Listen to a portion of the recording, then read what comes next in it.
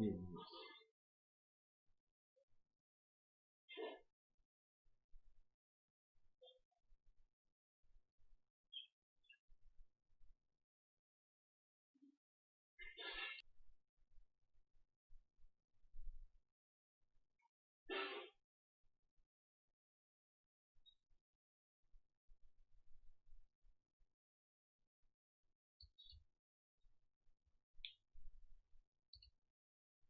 Okay. Hello, everyone.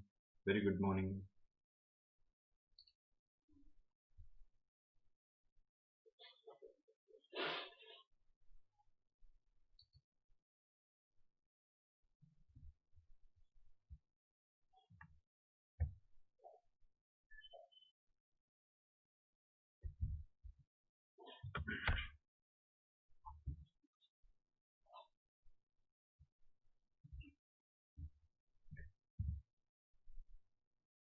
Hello, everyone. Yes, welcome to the Unacademy.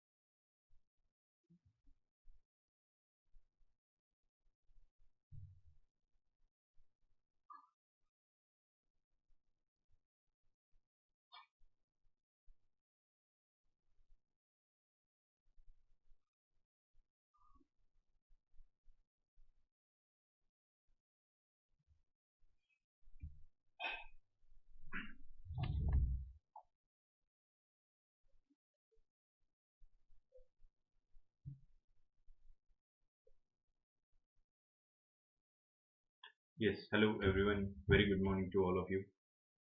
As today we are going to discuss an important topic for the mains, that is world history. But before that, I just want to introduce myself. Yes, my name is Harshvardhan Singh. As by profession, I completed my graduation as an engineer. Then I did my master's in economics. Earlier, I was selected as an intelligence bureau officer, and since 8 years, I'm in the field of civil services as an educator.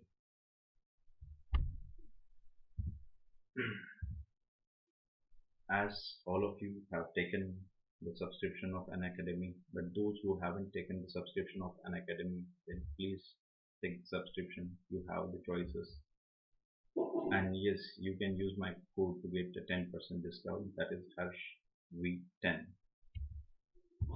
Okay. Yes, so Shivanand is there. Yes, good morning, Shivanand.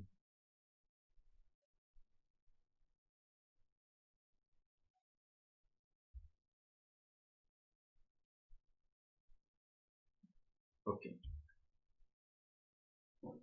yes, Shivanand. Then Ranvi. Audio is low. Am I audible to you, all of you clearly?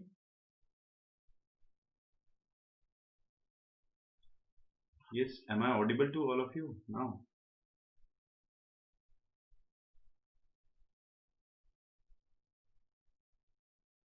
Yes, everyone? Am I audible?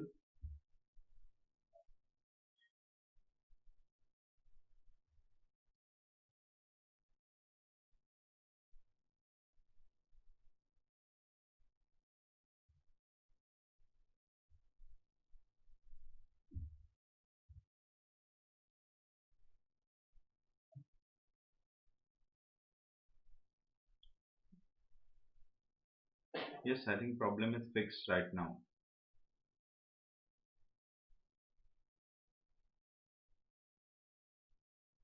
Yes, Ramesh Kumar also joined. Ranvi, yes.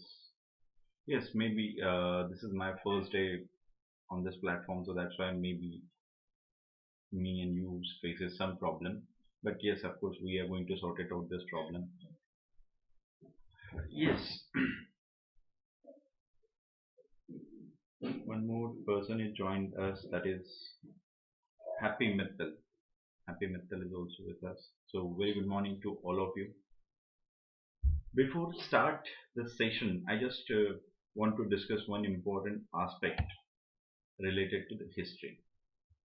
That is, most of you hated this subject. Maybe some historical factors are there. For example, in your school days, you hated this subject. Yes, some of you didn't get the subject, and some of you always have a problem. Some of you always have a problem with the dates and battles events. Yes, so such type of problems were always there, are always there while learning history. While learning history, such type of problems are always there. So what to do? Till your graduation, you sorted out that problem. How? After 10th, you decided to opt for engineering or medical science or science. So, or commerce. You can skip the history. But in UPSC, you don't have a choice. You have to read this subject. You have to read at all the cost, and this subject played a most important role in your prelims, in mains, as well as in interview. Clear? And those who are having command over history, they can crack prelims easily. So this subject you cannot keep as an optional. Yes. So what to do? As some most of you, I'm not saying some of you, most of you don't like this subject, but still you have to read. And remember one thing: if you read anything forcefully, you cannot retain that. आप सभी लोगों की ये आदत होगी, जबरदस्ती खाना ठूस लोगे तो हजम थोड़ी होगा भाई. It is the same thing. It's a very normal phenomenon. So yes, I promise you that I will definitely change your perception regarding history. How? Because we are not going to study history. We are going to enjoy the history. And I'm there to explain how we are going to enjoy. Do not take any tension of history. Do not, what we can say, make history as a complicated. It's a very simple subject, as I always said. And this is my, what we can say, a quote. And that is, in history, names and places changes, events remains the same. यानी इतिहास में नाम और जगह बदल जाती है, घटनाएं वही होती है. And you will learn that, don't worry. I'm there, I'm going to teach you that. Clear? So this journey we are going to start together, and I hope you will enjoy this journey with me. So as far as world history syllabus, as you go through the syllabus, it is given by the UPSC. Some of you get confused what exactly it is, because they didn't mention it directly. Sometimes we feel that it is like in code. We have to decode it. Yes. So our syllabus is basically started with Renaissance, then it started with Industrial Revolution, American War of Independence, and then integration of और reorganization of Europe and all so on. So इस तरीके से हमारा ये syllabus आगे बढ़ते रहता है. ठीक है. So now the most important question, that as we are not that much aware of world history, most of you are quite aware of the Indian history because since childhood we are learning that subject, so we are quite aware of it. But what about world history? So for you and for our sake, we divided the syllabus in such a manner that it will help us to understand, and this syllabus is basically a link. For example, we are going to divide the syllabus and I'm going to teach in the same manner. That is, first is French Revolution to World War II. and still Second World War. How it is so? The French Revolution is the first event in the chain of reaction, and World War II is the end of it. How it is so? As some of you quite aware of this fact that French Revolution presented the idea of liberty, equality, fraternity. Yes, and the concept of nationalism. Yes, they presented the concept of nationalism towards the world. This nationalism became the radical nationalism in latter phase, that is also known as chauvinism.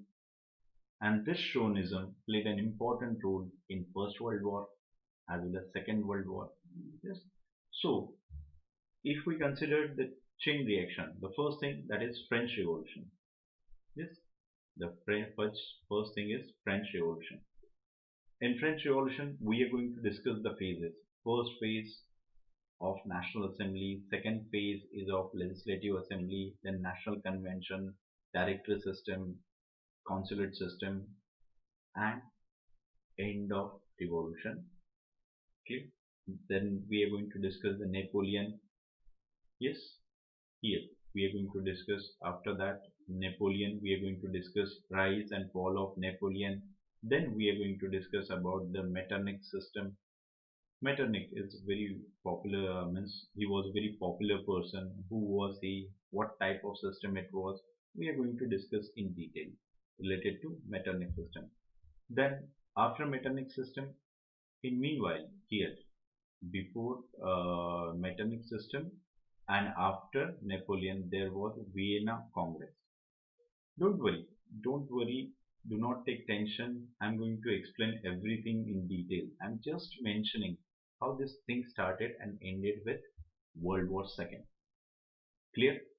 So, as we mentioned, after Napoleon, there was Vienna Conference, means aftermath of Napoleonic rise. There was Vienna Conference, Congress established the system known as Metternich system. This system continued till 1848. After that, the fall of Metternich system. This Metternich system was regressive, but this regressive oppressive measures gave immense boost to unification of Germany, unification of Italy. Yes, the rise of nationalism and unification of Germany and Italy. So from here, after unification, most important thing happened that Germany was a newcomer in the race of colonialism, as there was no such a country till 1870-71 as Germany. Germany was divided into several states.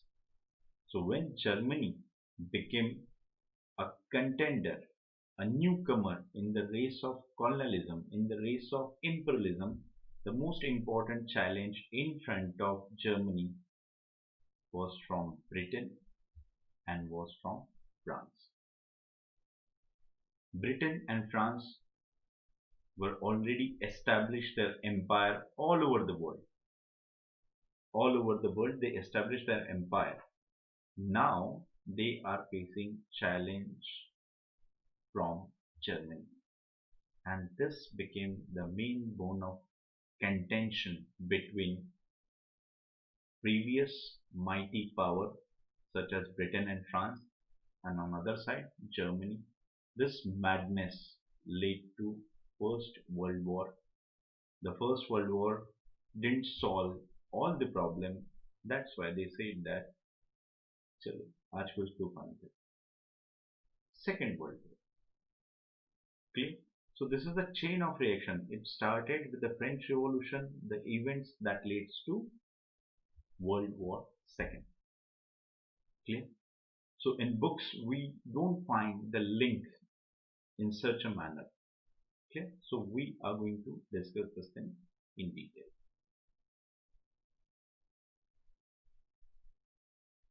Okay, next important aspect. This is the second part of it. that is after World War II. As you know, the world is divided into two, that is two ideologies played important role.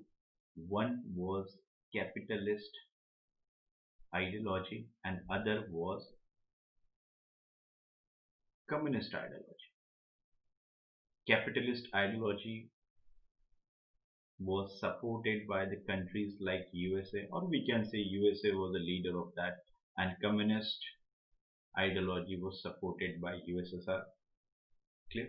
So they were the leaders of that. Now, before Second World War, France, Britain, Germany were the mighty power. But after Second World War, balance of power changes. And this balance of power is with USA and USSR. This war, this word is Cold War, means there was no actual war. This war played in different fields, but no actual war because it was clear if we are going to fight again, then definitely we are going to end the world. So that's why the war was basically the ideological war. This is the first phase of Cold War. In the second phase, this ideological war gets converted into enmity or a battle of supremacy between USA and USSR. वर्चस्व, इसके पहले विचारधाराओं की लड़ाई थी, इसके बाद इसके पहले जो लड़ाई थी वो विचारधाराओं की लड़ाई थी, इसके बाद जो लड़ाई हो गई वो लड़ाई हो गई दो मुल्कों के वर्चस्व. And when the battle is of supremacy, when battle is of supremacy, countries didn't follow any ideology at all. Clear? So, in the Cold War, we are going to discuss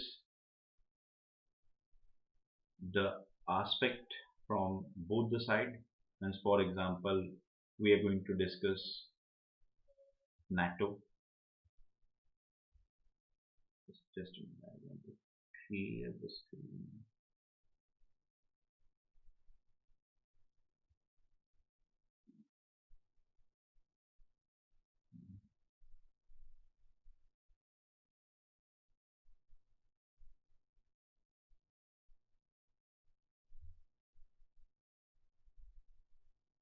Mhm.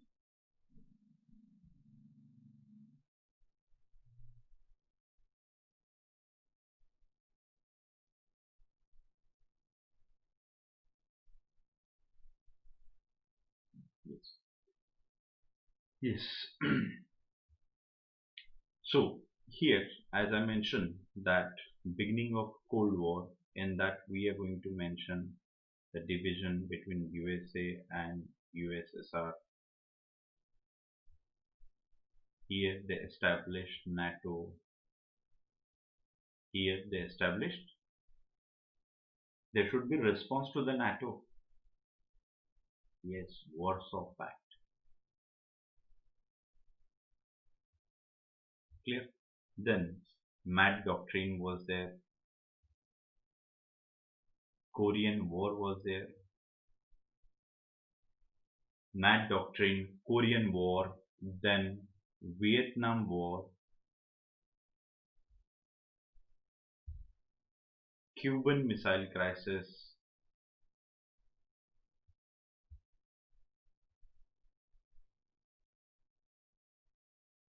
These are the example or the expressions of Cold War. Yes, the process started from 1945 and this process ended with the disintegration of USSR. But there were many aspects and expression of this Cold War. As here we mentioned that ideology is followed by USA and USSR. What about Korea? What about Vietnam? They are far away from their places, but still these mighty power intervene in their internal affairs just because of Cold War. Yes, my voice is audible to all of you, or still I have to increase my voice?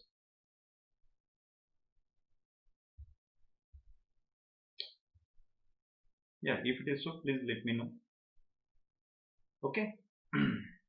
So here it is the case. Till Cuban Missile Crisis, it is the first part of Cold War. Till Cuban Missile Crisis, it is the first part.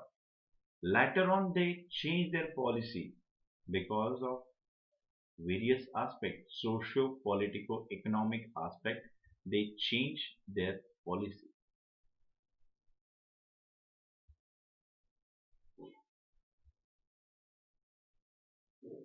Yes. So the second phase was basically the phase of what we can say a cooperation among some state. For example, in this time, Ostopolitik.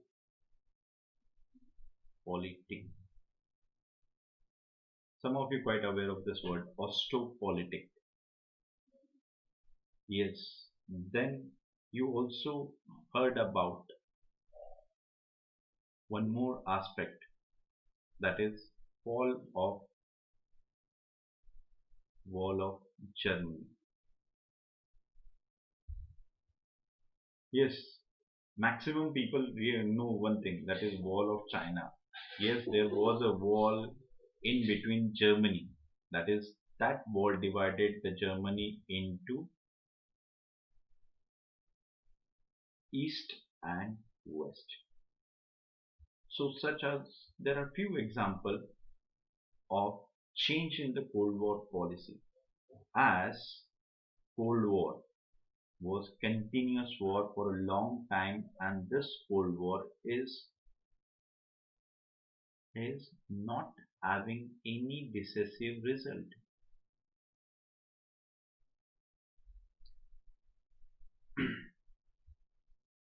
This war doesn't have any decisive result. For example, if you are waging a war with any particular country, then there should be some result. Either you can win or you can lose, but there should be some decisive result. But in this case, there was not any decisive result. The war was continuous. The war was continuous without any output. And one more thing, they were fighting war on all the front. On in the political front, they were fighting the war. In economic front, they were fighting the war. In social world also, they were fighting the war. So that's why the war was not decisive. And because of that reason, they lost huge amount of resources. They lost huge amount of resources over that. So that finally both the countries, that is USA and USSR, fed up. And finally that leads to disintegration of USSR. Don't worry, there are other aspects also included in that.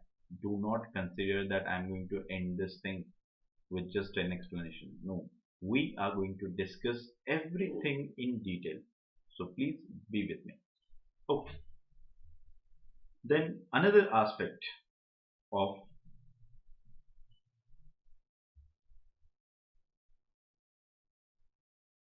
another aspect of the syllabus. First, we already mentioned French Revolution to Second World War. Second, we mentioned about the Cold War till disintegration of USSR.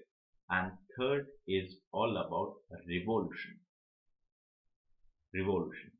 So, the political revolutions like American Revolution, Russian Revolution, Chinese Revolution.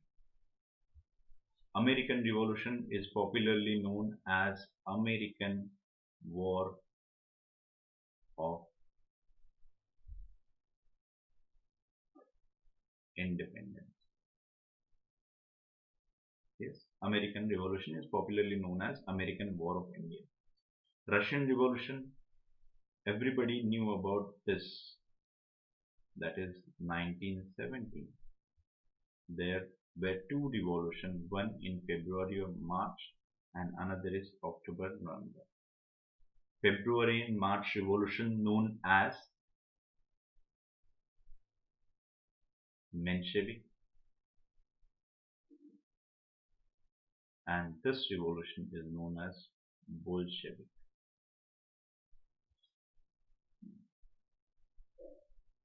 Okay, Menshevik and Bolshevik. But but there was one more revolution in 1905, though it didn't change the system in one go, but it introduces some changes in the system. So we are going to discuss that also. How it started, Russian Revolution, how it started, what were the factors responsible for that revolution uh, in 1917, February, March. Then we are going to discuss the revolution October, November, and then we are going to discuss the aftermath of that revolution, impact, means how revolution continued. The progress of revolution we also going to discuss in this lecture. Next is Chinese Revolution. Chinese Revolution is a unique case of imperialism, unique case in all the sense. So we are going to discuss the Chinese Revolution in detail. American Revolution, Russian Revolution, Chinese Revolution. In economic terms, this revolution, industrial revolution, changed the world. Don't you think so?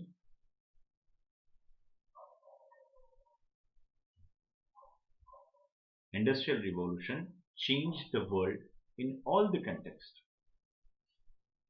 Clear? So we are going to discuss why the revolution started first in Britain. Why not other countries? That is there. You know one thing, that industrial revolution, generally when we consider industrial revolution at that time, only one thing comes in your mind, that is capitalist. Industrial revolution.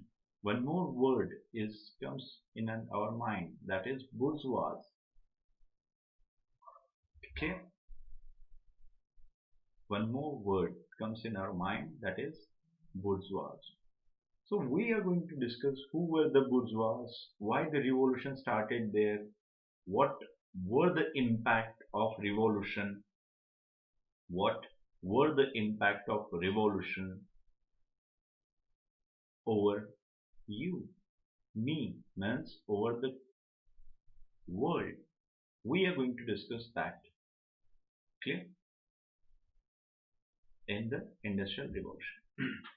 Next important aspect is related to imperialism, colonialism,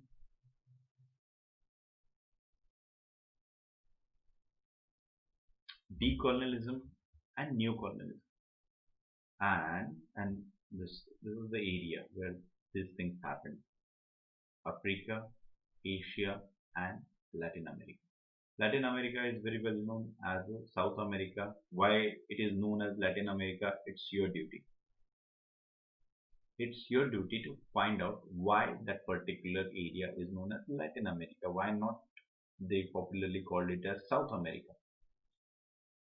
हो सकता है ना भाई, पूछ सकते भाई, सवाल कहीं तो हो सकता है. When you appeared for interview and you said that okay, Latin American countries also facing lots of problem and all, they said okay, why the name is Latin America? So you should know the basic name. Okay. Imperialism. How the process of imperialism started. That is the one important aspect. How the process of imperialism started. Whether the imperialism was a new concept at that time or whether it was the old age practice. Clear? And what's the difference between earlier imperialism and imperialism during modern times? We are going to discuss in detail what is imperialism, how it started, and how this imperialism led to rivalry. How this imperialism led to rivalry among European countries. Yes, the two most important foods in that is Britain and France.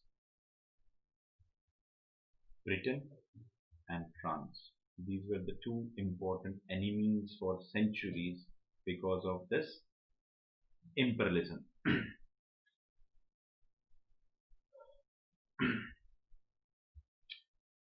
Next, colonialism. The concept of colonialism started with the Industrial Revolution. Am I audible to you? Some have said that they cannot hear my voice clearly.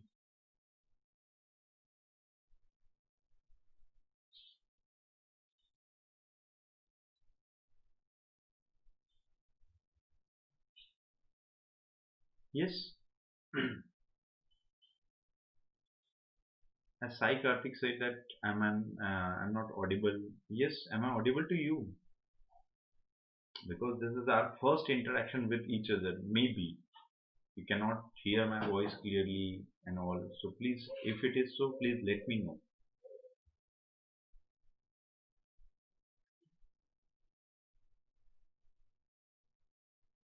Yes, now am I audible to all of you?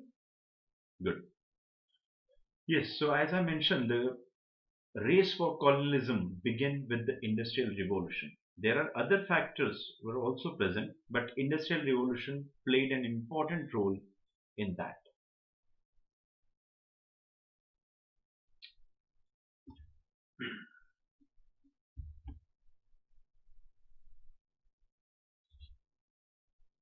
Mhm. As some of you suggested that my voice is not that much audible, just give me a second.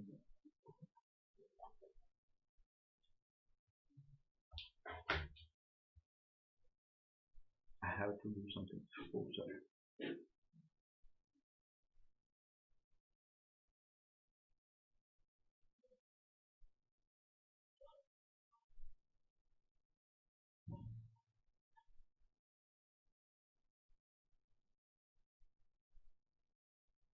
Okay, just give me a moment. Maybe I'm sorry for inconvenience as this is the first lecture, so maybe these are the problems.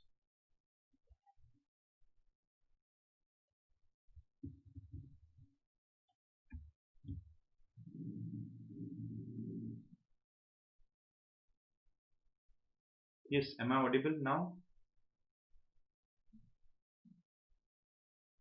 Am I audible now?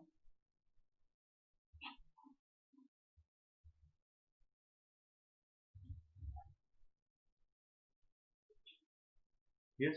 Hello, hello, hello. Am I audible clearly?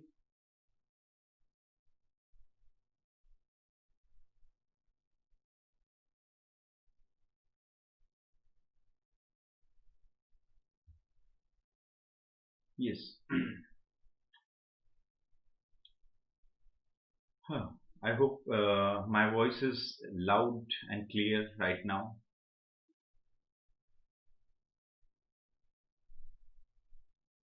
Okay.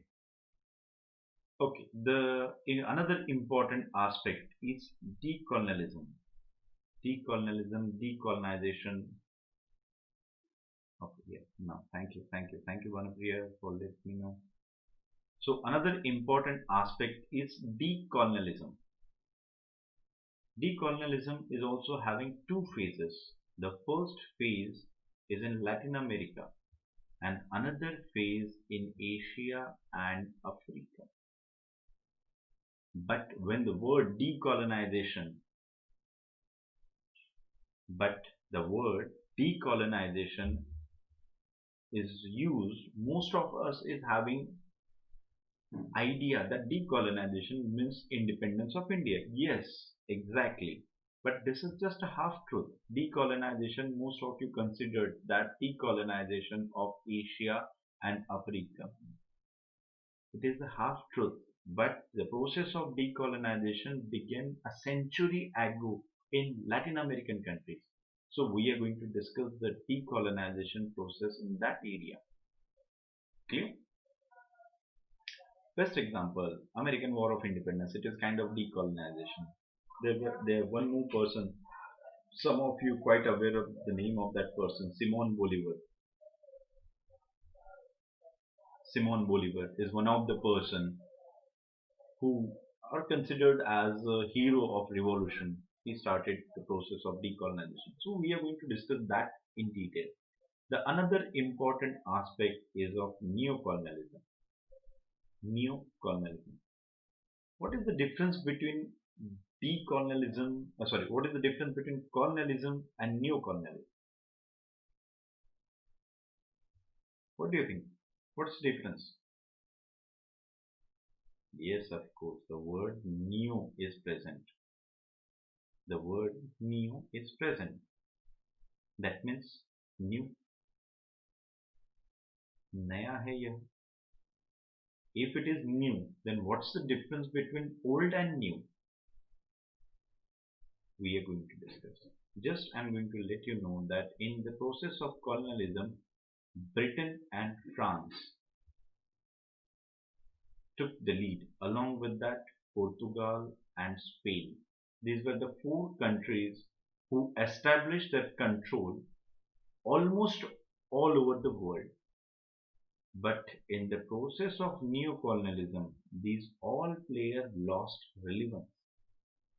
One player played an important role, and that is USA. हाँ वही वही USA जिसके बारे में आपको पता है statue of liberty. Statue of liberty. A country is promoting the idea of liberty, and the same time the same country is or was following the ideology of neocolonialism. That means in one sense enslaving the other countries through different means. So do you get the hypocrisy of Uncle Sam? Yes, Uncle Sam means USA. USA is also popularly known as Uncle Sam, the same way China is known as Dragon. Clear? India is known by different names, so don't worry. Sometimes tiger, sometimes elephant. Okay. So the neocolonialism, the leader was USA. So how it started, why the country fell into this trap, we are going to discuss in detail. Just means some of you may what we can say wondered that some countries were the victim of colonialism. After getting independence, they were the victim of neocolonialism. Means एक ही देश को दो बार बेवकूफ बना के. So how it is possible? You may wonder that any suppose particular country, uh, basically African countries. Best example is African countries. African nation fall into trap of colonialism as well as they fall in the trap of new colonialism. These countries are ruled by both colonial master as well as new colonial master. How it is possible? That's the reason we are going to discuss this topic in detail. Okay. Next important thing that is related with, as we can say, important or lesser important, it depends on you how you can see this thing. The miscellaneous aspect of world history. The first four topics are the most important and the number is according to their weightage in from the examination point of view. French Revolution to World War, the biggest topic we are going to cover first. Then second topic 1945 till 1991 we are going to discuss the second. Third important revolution, fourth important imperialism, and the fifth topic we are going, this is the miscellaneous topic. Here we are going to discuss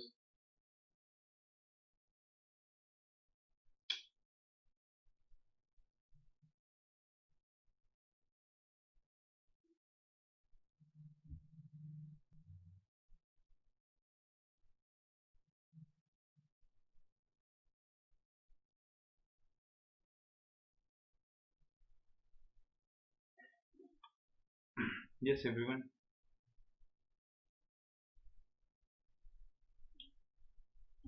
Power supply failure is there. Am I audible now? Sorry for interruption. And am I audible?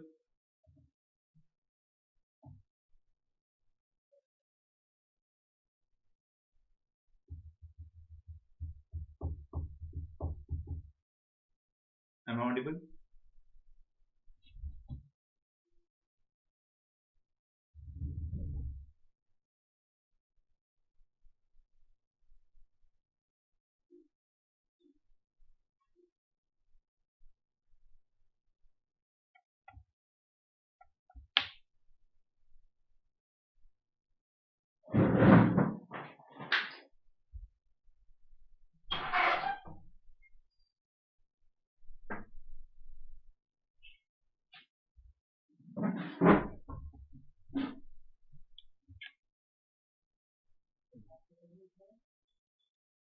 Hmm.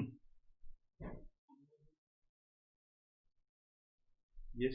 Okay. Okay. Thank you. Thank you. Thank you. I'm extremely sorry for inconvenience. It's just because of power failure it happened.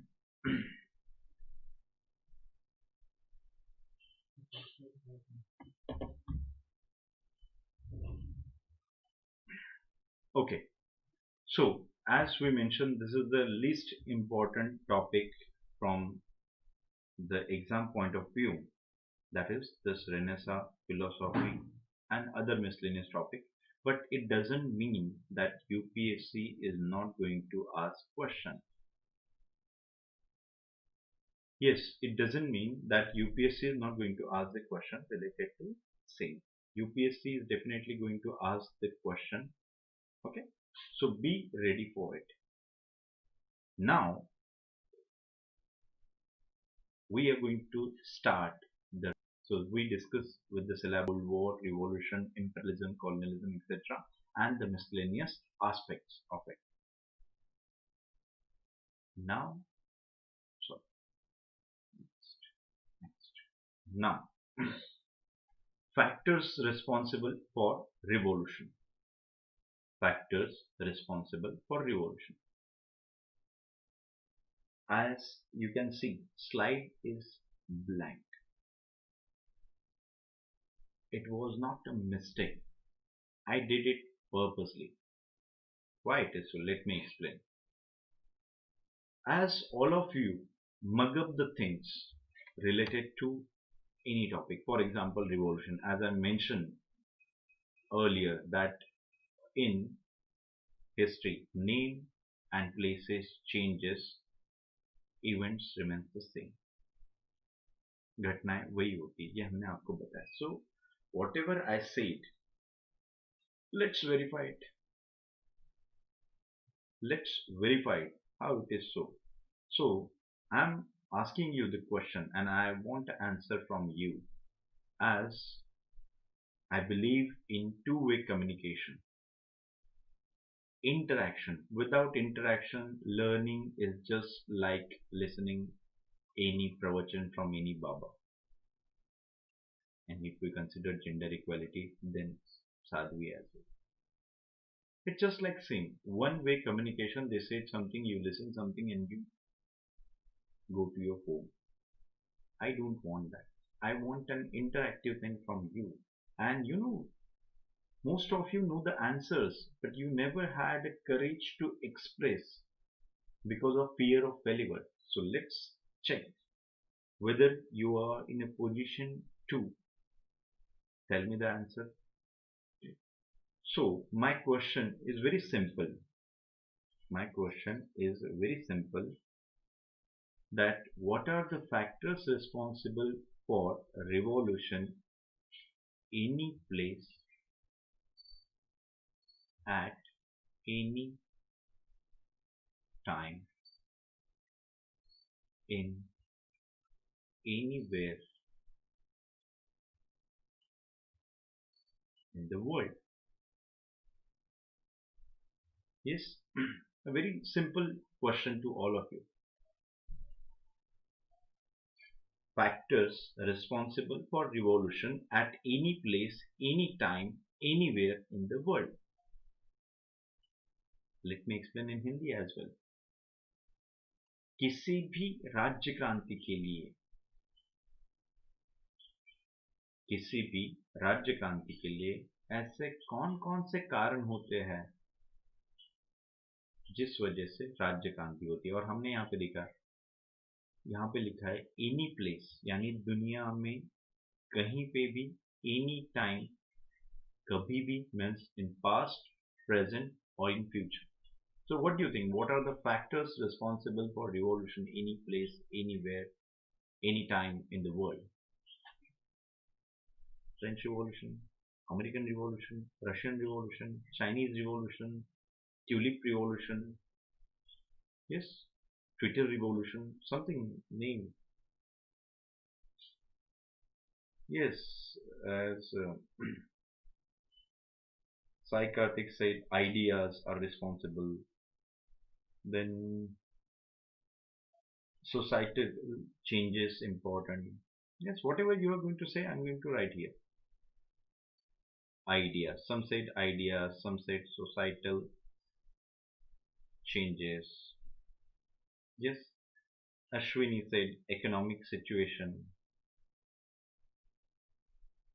Yes, economic situation is important. Yes, yes, go ahead.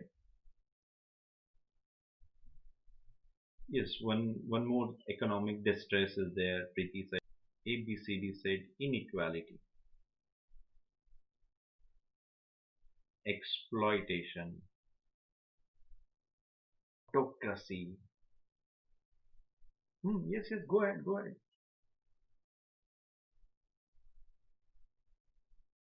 Yes, ABCD, you said that, we said the answer. So what you said, inequality maybe. Yes, anything else? Yes, anything else?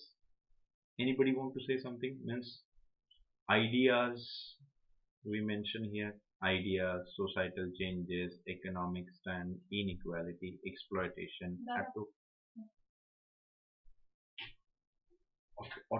autocracy. That's it. That's it. और कुछ basic सोचो ना, basic. Just think about the basic. Don't you think poverty may be the reason?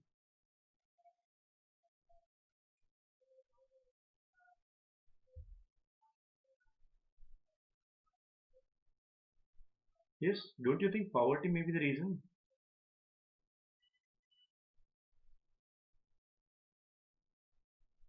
Preeti said that denial of rights.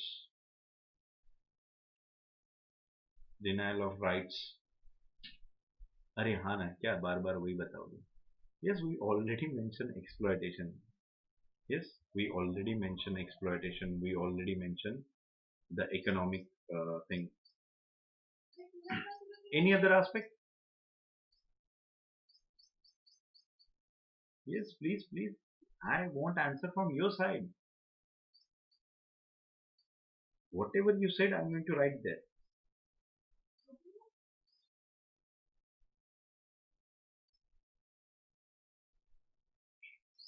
Anything else? Just think on the basic lines. Whenever somebody asks you the question, you're thinking on different line. Basically, you're like thinking like the astronaut, you're thinking like scientist. No, no. In history, there is no need of that. Just think on basic line. आम लोगों की तरह सोचना शुरू करो कि ऐसी क्या बातें हो सकती है जिसकी वजह से क्रांति होती है.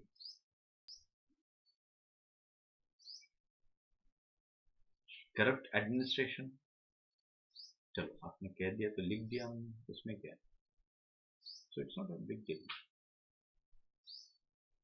Corruption,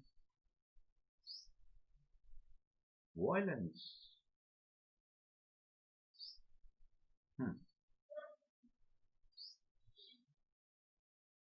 Yes, yes.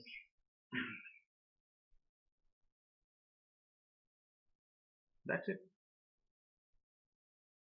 That's it. Or anybody wants to say something?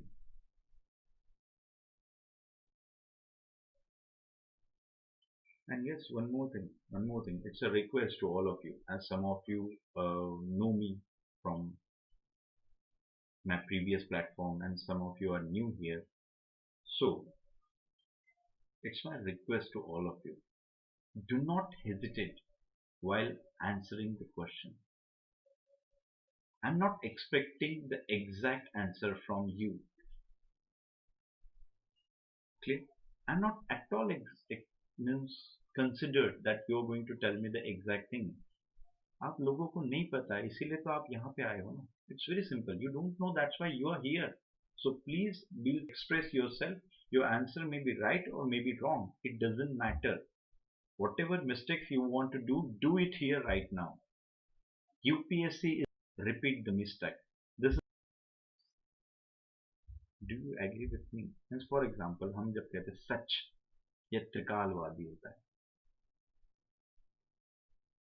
And if you say truth, in the past it is right, in the present it is right, and it will be correct. हर काल में वो सत्य ही होता है क्योंकि आपने सत्य. So the same thing. There are few factors which are considered as the basic factors and which are true in all the aspects. So I'm discussing interested about that. So denial of rights is not at all the concept in medieval times. Clear? Violence. Here is the violence. You said that violence is a reason for revolution. Right now there is a violence going on in Syria. There is a violence going on in Afghanistan.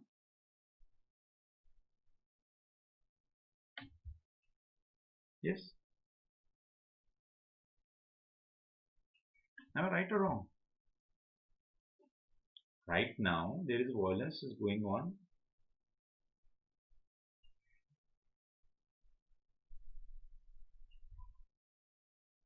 Violence is going on everywhere. The Syria, Afghanistan, and other countries. So do you really think so that provoked the revolution? That is considered as a factor for revolution?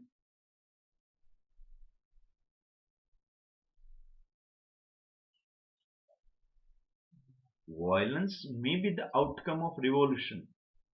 Please remember, violence may be the factor or the may be the outcome of revolution, but it cannot be considered as a factor for revolution.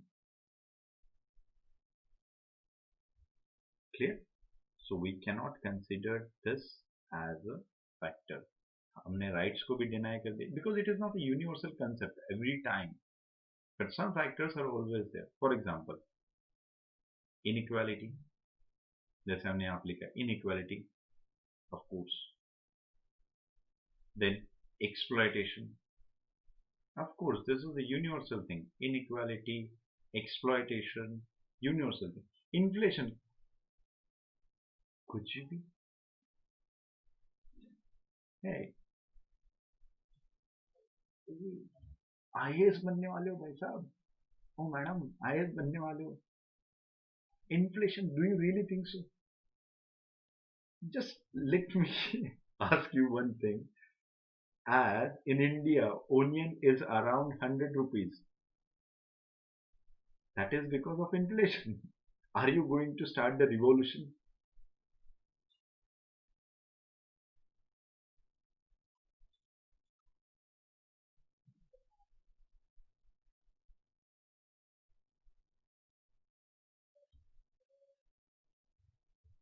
Inflation is not, you are not getting the point. That's there. Inflation is cannot be considered as a factor for revolution.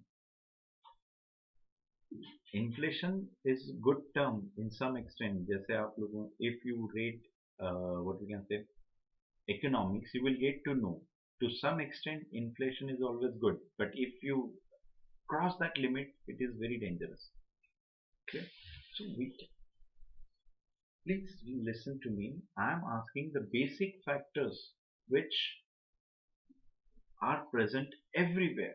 So inflation we cannot considered as an important aspect. Yes, societal changes. Societal changes, you say that. Societal changes, yes, ABCD, yes. Discrimination also. This inequality, exploitation, discrimination. Yes, we can consider. Societal changes is a factor responsible for revolution? No. Societal changes occurred after revolution. Am I right or wrong? Or what do you think? Forget about me. What do you think? Is there societal changes after revolution or the societal changes before revolution? As Shivanand said, hereditary monarchy. Right now there is very less scope for presence of monarchy.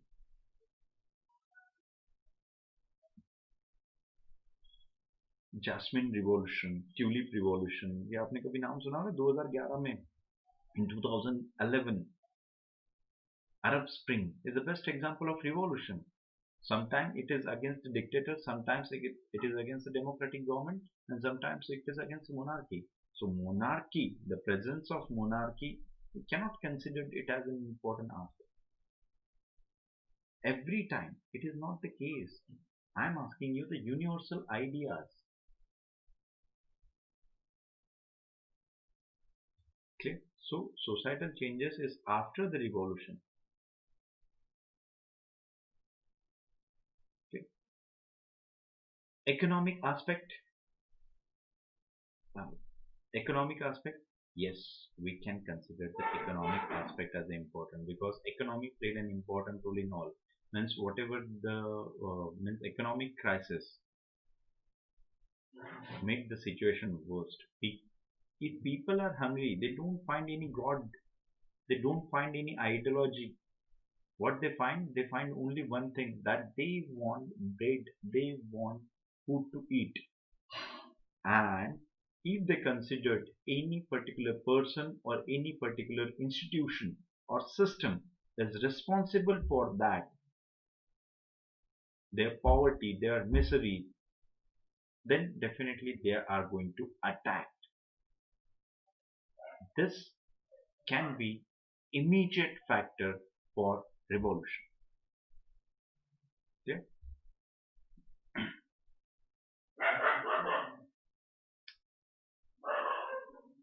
Yes. So here the economic aspect we discussed, then ideas. Yes. Whether role of ideas also played in revolution? To some extent we can say, because they are going to tell you that you are a deprived section of the society.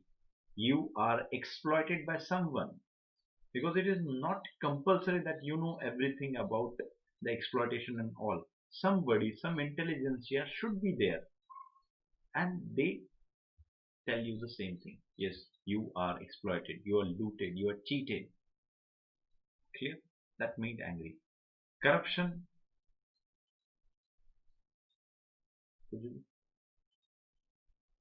Human by birth is corrupt in nature.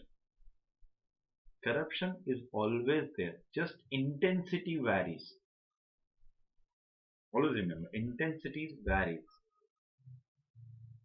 If you introduce the transparency, corruption is at minimum level. But if you are not going to promote transparency, corruption is at peak. Okay? So corruption is not at all considered as a factor responsible for revolution. Slavery, yes, Shivanand said slavery. Slavery, do you really think so, Shivanand, slavery is present now?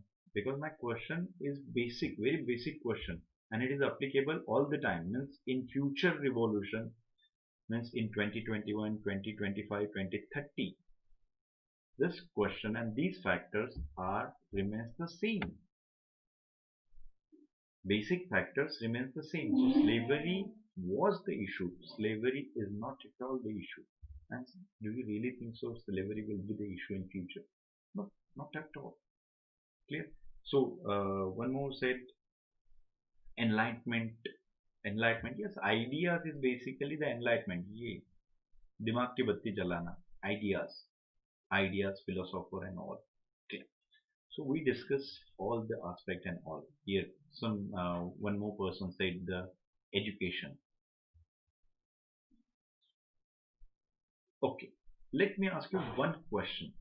It's very simple and it is related to you. Don't you think so that all these things are present in India? Prestige? No. Prestige, it can be a issue in killing people in the name of prestige, in the name of caste, in the name of religion, in the name of Gotra. That is the issue. Here it is not the prestige and all. It is not at all the case. So my basic question is, you said that inequality. This is the one aspect. Inequality, exploitation, discrimination. Yes, little bit messy. Okay, I just want to clean up.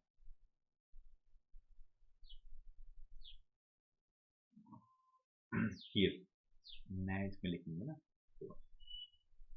Yes, so you mentioned exploitation. Okay, you mentioned inequality. You mentioned no, prestige is cannot be considered as the aspect. Inequality, discrimination. Fourth, you mentioned ideas. Fifth, what next?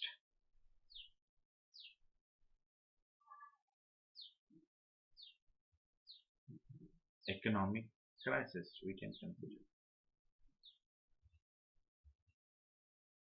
You mentioned, no, sorry, I mentioned earlier, poverty.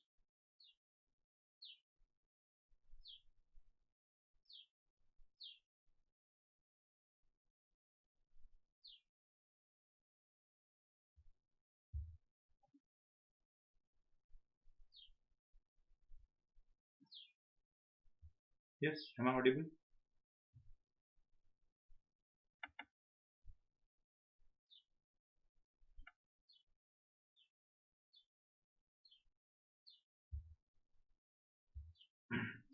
Yes, am I audible? Yes, good. So these are the all points you mentioned: exploitation, inequality, discrimination, ideas, economic crisis, poverty. Yes, ABCD mentioned hunger. Yes, we can mention. Okay, so let's consider all the aspects. Don't you think all these aspects are present in India at present? Yes, boys and girls.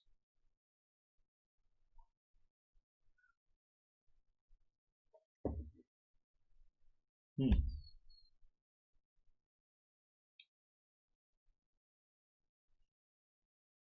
Is there anyone among you that who thinks there is no exploitation at all in Indian society? You are talking about some futuristic idea and all.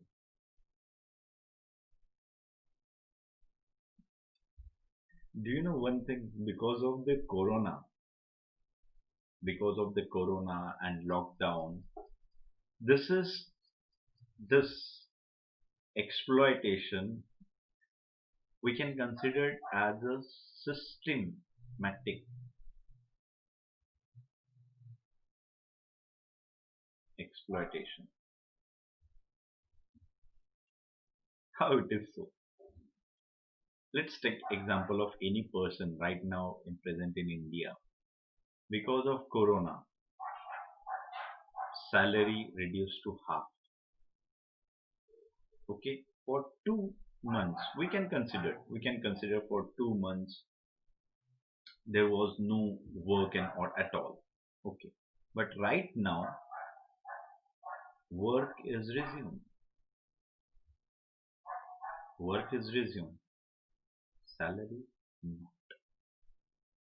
Along with that, for this work earlier, there were 10 people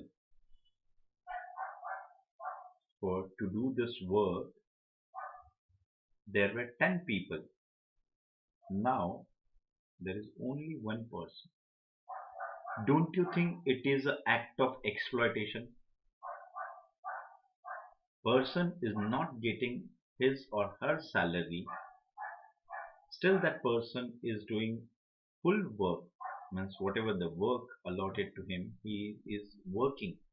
And he is not just working for himself only, he is going to work for this workforce alone and still getting the salary of half.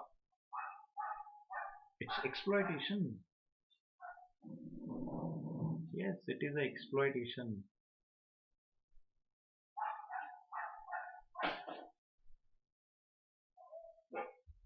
Clear? So exploitation, it is there in India right now.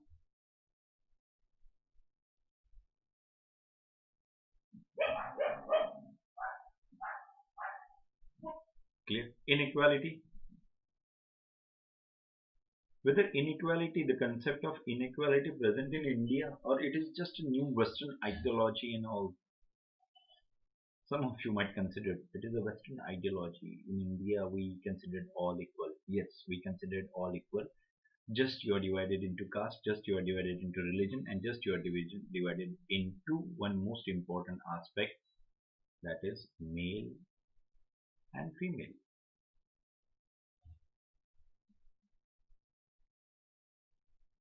Yes, please pay attention.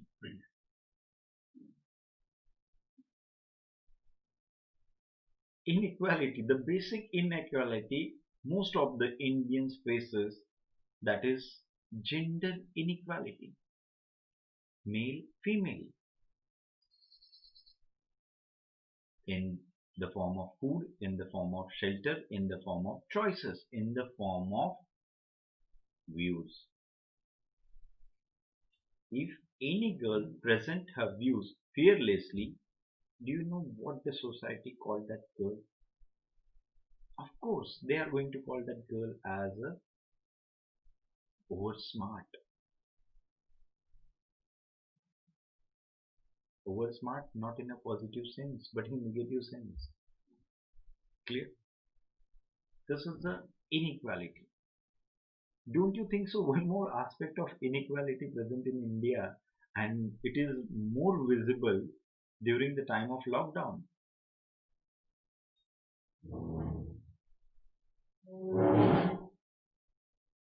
And that is, and this form, that is, rich become richer and poor become poorer.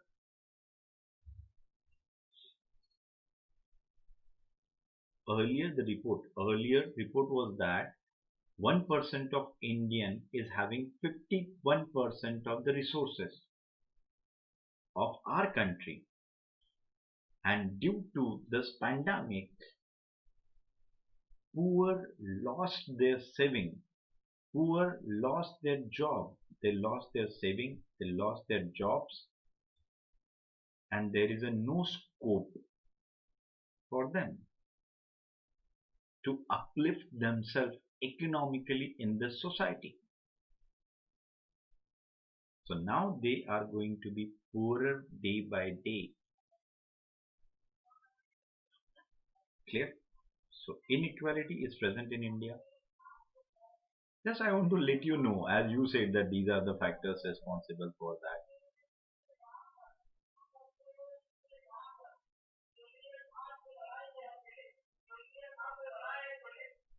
Okay. Next important thing,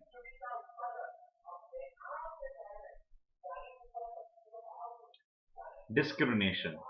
Yes, it is present. Discrimination. You faces discrimination in the race, in the form of color. Don't you think so? We Indians are too hypocritic in that. We call any person as a black, and we don't feel any ashame in that. We clearly call that person. We discriminate the person on the basis of the attire. This is the normal thing. We discriminate the person on the basis of religion. We discriminate the person on the basis of caste. As some of you quite aware of this, India and Indians mostly living in villages. And in villages, caste system is till now. Caste system is present. Discrimination is there. Choices are not there, not in the form of marriages as well. Means if just go and tell your parents that you want to marry some person from different caste and see the thunder at your place. Because we cannot consider a person as a human. We divide the person into different caste, creed, religion, race, gender. That is present in India. Discrimination is there. Ideas. Don't you think ideas are present in India? Yes, ideas are present in India. How it is so?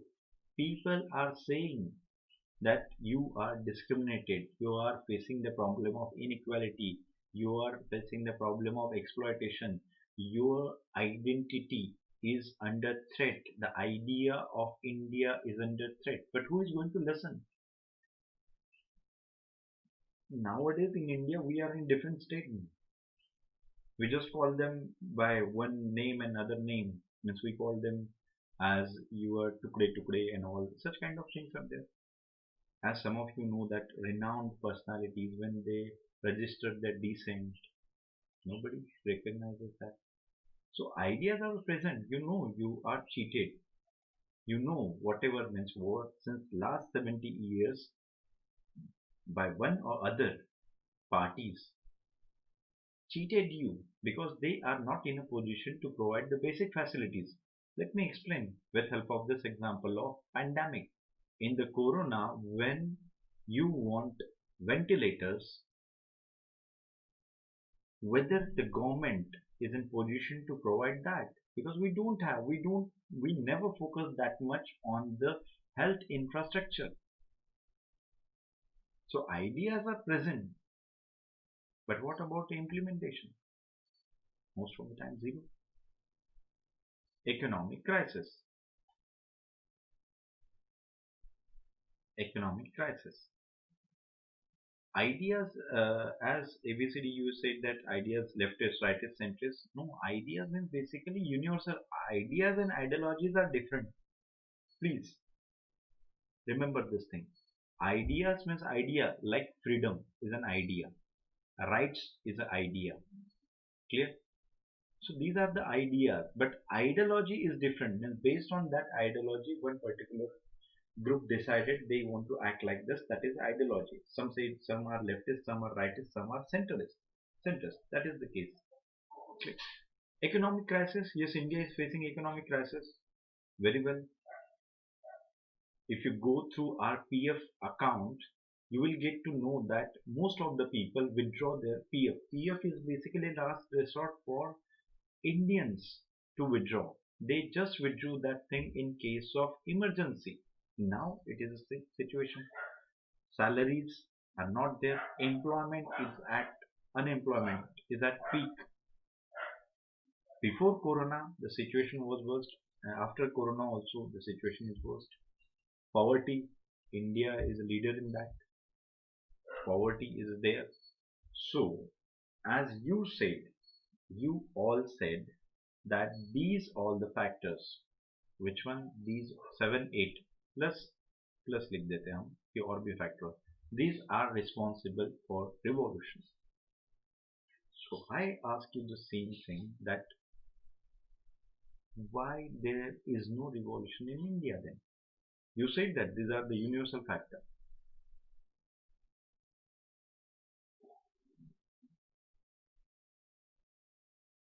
You said these are the factors which are responsible for revolution. These are the universal factor. And as I mentioned, these factors are in India. And why there is no revolution?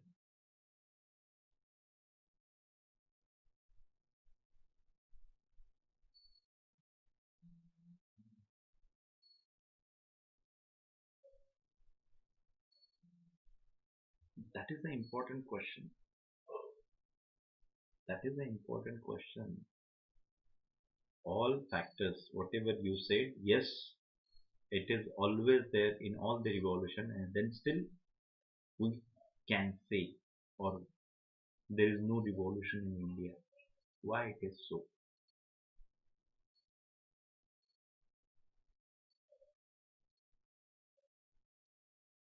ABCD, no strong leader to revolt. Always remember, revolution is not guided by any particular leader and not based on any particular leader. People started the revolt. Maybe leaders, if the leaders are present, the leaders guided them very well. If leaders are not there, it doesn't matter. They change the system and then the issue is going to be settled. Lack of unity among ourselves? No.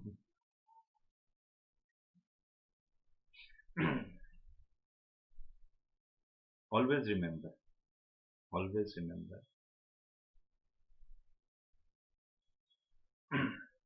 one thing. This factor played an important role, economic factor. How it is so? Let me explain with help of example. It's very simple example, very very simple.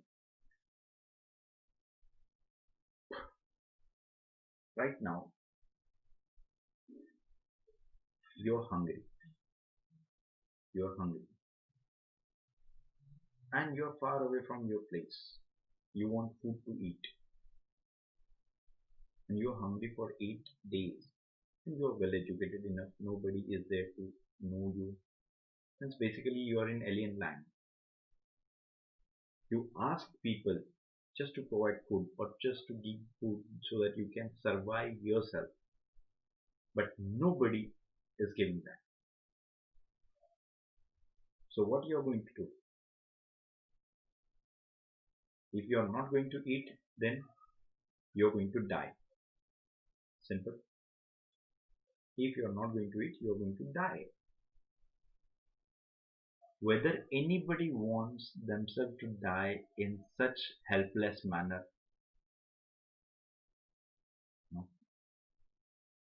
Your hunger made you to do something, and maybe because of that you are going to commit any crime such like stealing.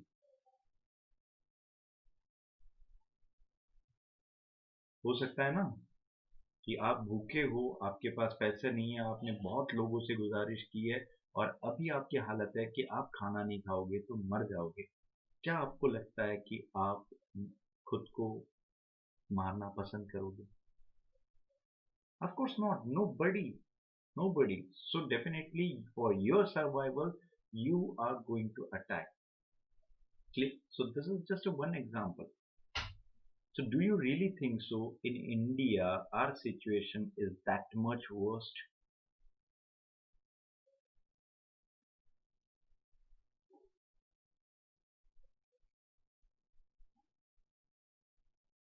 Hmm. Yes, I'm asking you. Do you really think so that our situation is that much worst economic? Yes, there are economic difficulties. There are economic difficulties.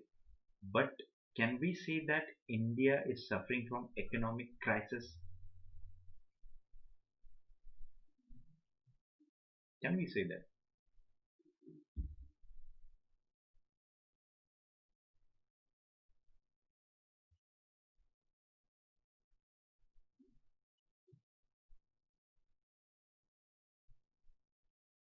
Economic crisis is a situation where country is on the verge of bankruptcy.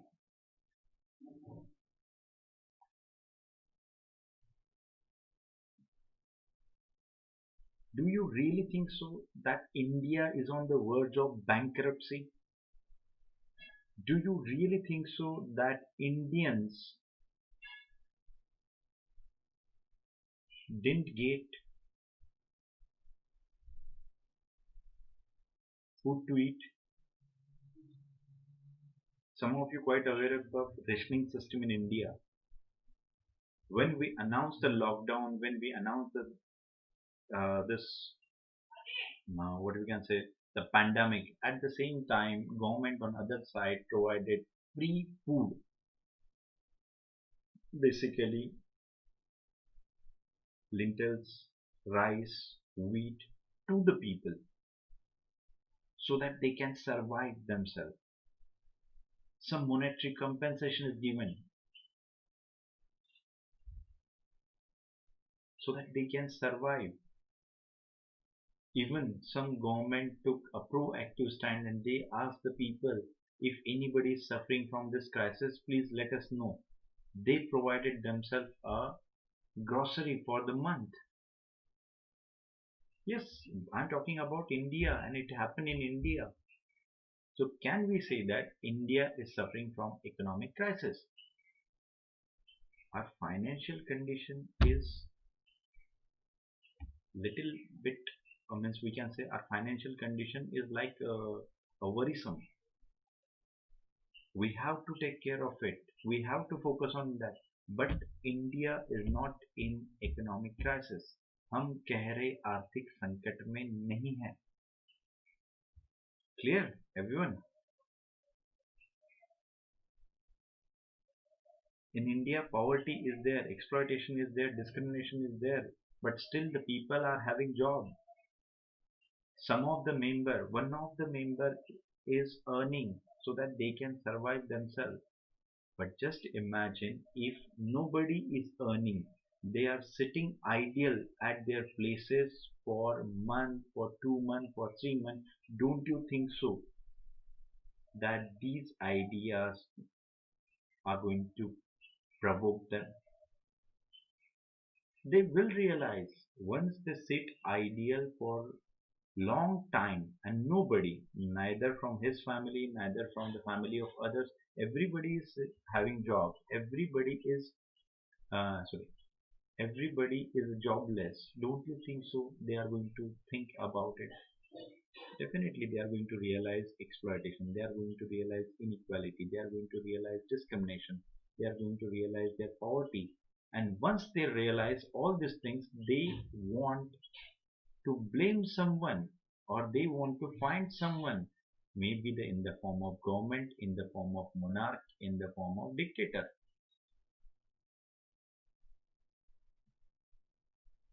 because they didn't do anything. उन्होंने कुछ गलत नहीं किया, वो काम कर रहे थे, पैसे कमा रहे थे, खा रहे थे, सो रहे थे, फिर से काम पे जा रहे थे,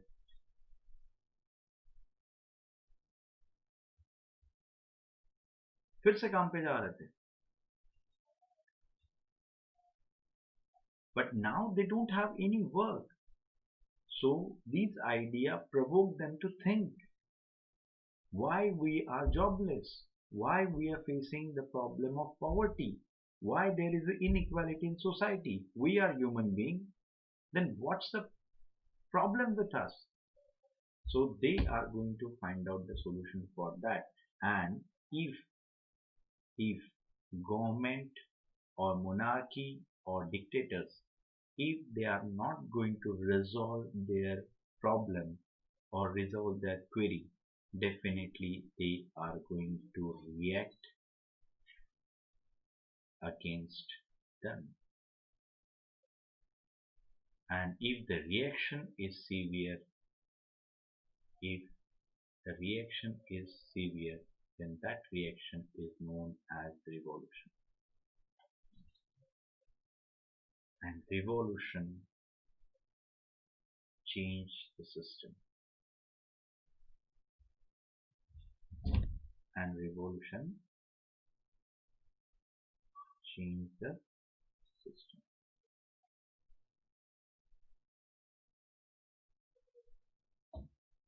Clear, everyone?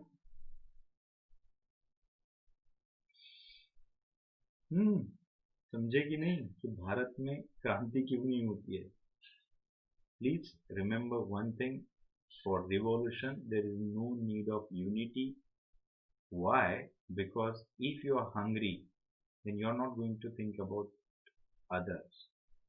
You're going to think about yourself. Yes? If you're so angry, your anger erupt in the form of revolution. So, whatever the factors you said is correct, but immediate factor is required, and that immediate factor is in the form of economic crisis, and India is not under economic crisis. Clear? Yes. So, whatever you said, we are going to discuss with help of theory. जो भी हमने आपको बातें कही है, क्या वो सच है, ये अब हम देखेंगे. क्या क्या फैक्टर लिखे थे एक बार फिर से हम दोहराएंगे आपके लिए. आपने कहा था एक्सप्लॉयटेशन, आपने कहा था पॉवर्टी, आपने कहा था डिस्क्रिमिनेशन. यस. आपने कहा था inequality. Yes. So you mentioned all these things. Along with that, we mentioned that economic crisis. Okay. So whatever the, and when there are 2-3 more points up there. So ये basic point हमने बताया. Exploitation, poverty, discrimination, inequality. Let's find out whether these universal factors present during French Revolution or not. Clear? So now we are going to discuss the topic French or France pre 1789, and in that first important aspect is society. French society. French society was divided into 3 states. First, second, third. So what is exactly the state? It is just like a division of society all over the world.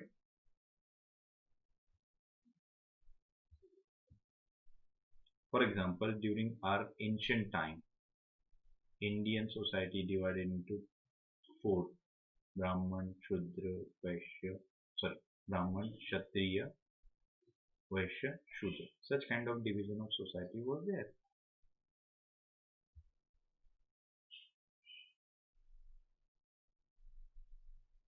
Yes, such kind of division was present everywhere in the world.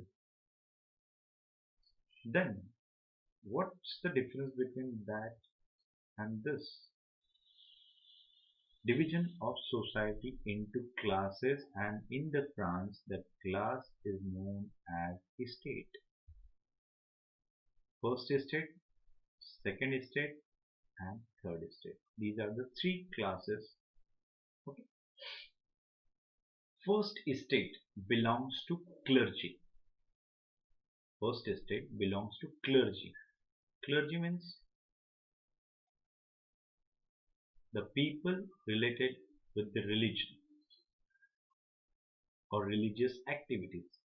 यानी जैसे आपकी भाषा में, आम भाषा में कहा जाए तो पुजारी या मौलवी टाइप जो लोग होते हैं उन्हें क्लर्जी कहा जाता है. In their context, in the context of Christianity, it is known as bishop, archbishop, pope, and kind of. Okay. First estate belongs to the clergy, that is religious people. Okay. Second estate belongs to nobility. Nobility, feudal lords. Here what do we mention?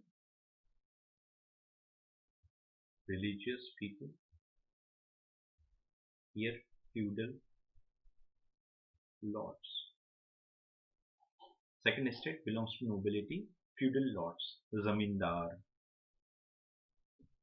jagirdar, इस तरीके से लोग, those who acquired the land and having control over that. Clear? That is nobility. Third estate belongs to peasantry. Peasantry यानी किसानी, खेती से related जो लोग हैं, third estate belongs to peasantry. And very small section of the third estate known as bourgeois. Bourgeois were basically middle class in France. Bourgeois were basically middle class in France. Who were they then? They were professionals. They were professionals like doctor, engineer, advocate, traders, professors. Nowadays, professor is so popular. Those who know that why they are active on social media and OTT platforms.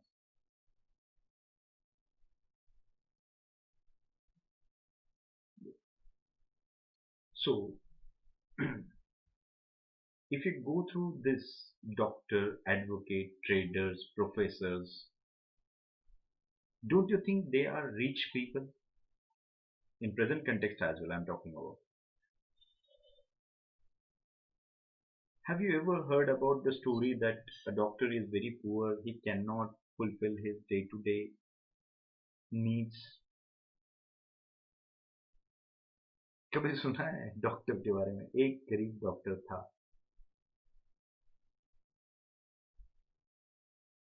Professor, have you ever heard about professor is poor? As you all went to colleges, universities, do you really think so professors are very poor? Nope. Don't look at me. I'm asking in general. Don't take it personally. हाँ, आपको. Traders,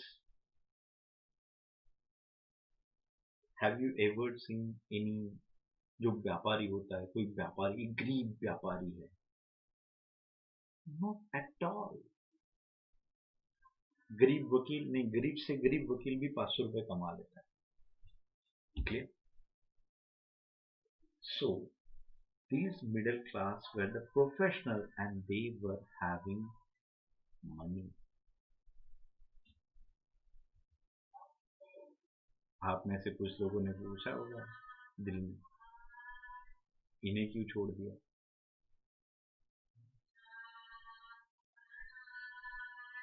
सवाल तो बनता है, इन्हें क्यों छोड़ दिया? तो कैसा है ना कि एक जमाने में इंजीनियर्स अमीर हुआ करते थे. आज अलग है. तो ठीक है,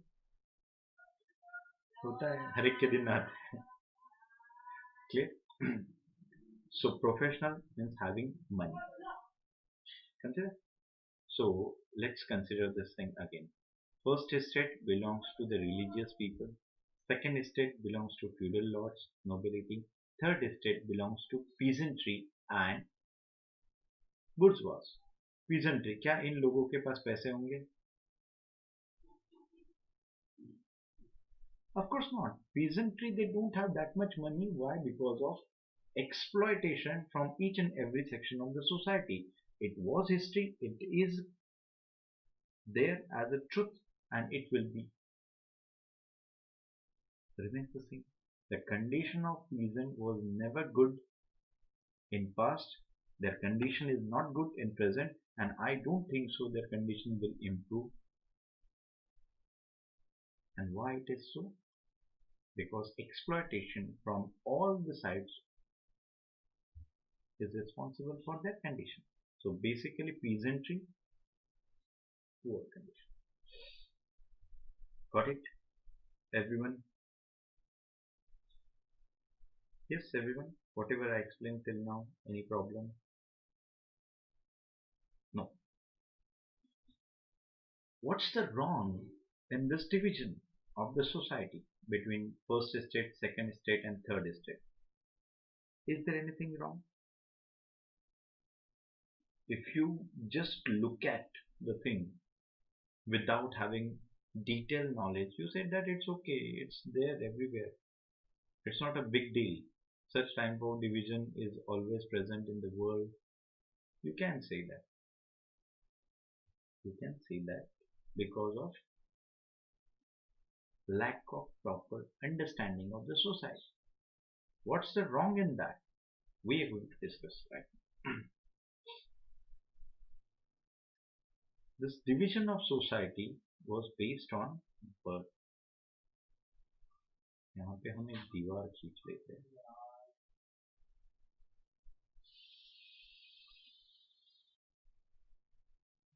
Division of society based on birth means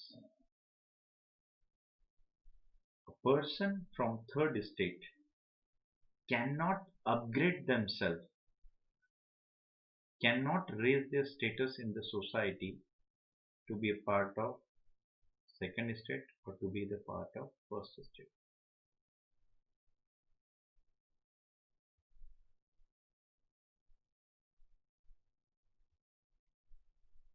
Clear?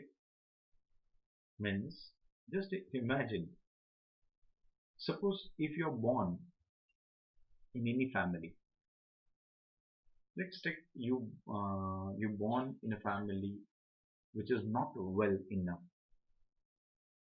poor, अलग भाषा में कहे तो आप गरीब घर से पैदा हुए.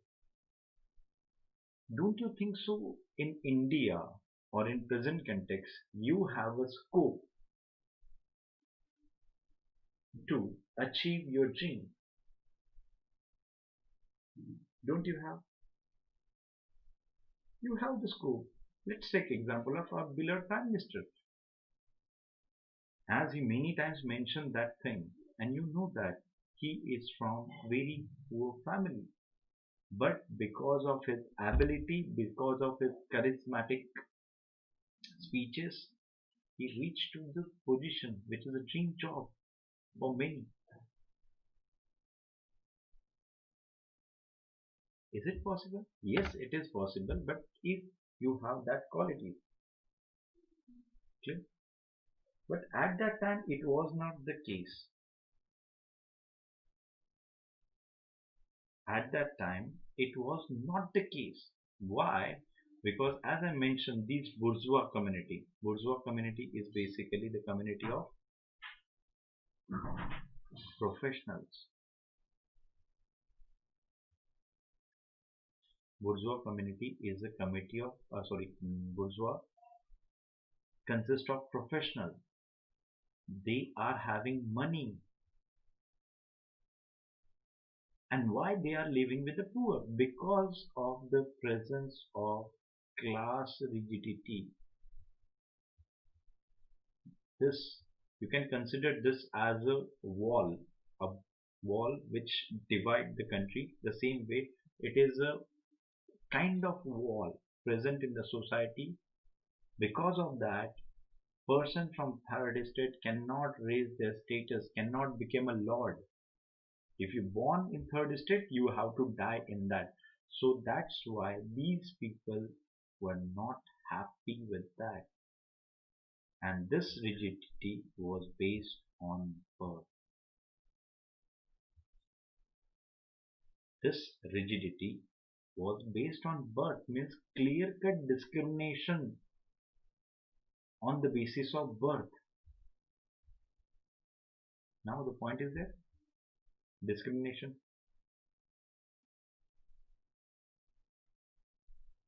What you said, we mentioned in the form of this, the birth. Clear? This point is clear. Division of society on the basis of birth. This is a clear-cut indication of discrimination in the society. And because of this discrimination, there was a discontent among bourgeois. They don't want to be a part of third estate for whole life. They want to be a lord, but no, no chance at all. Clear? This is the first point. Second thing,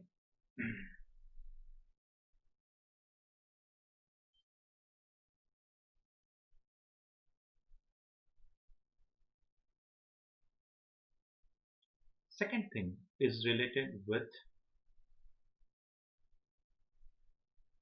this first and second estate and third estate.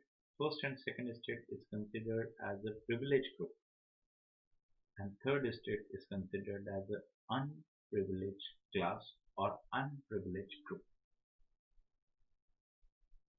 What kind of privileges they were having?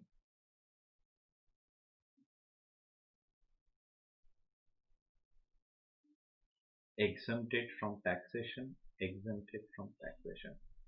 That means these two estates do not have need to pay tax. Exemption is given to them. First and second estate exempted from taxation. So this is a privilege to them. And third estate was the sole bearer of tax.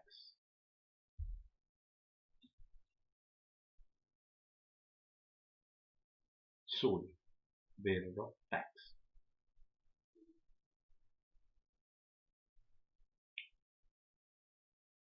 Don't you think it's a exploitation? You already mentioned about discrimination earlier. Don't you think it is exploitation?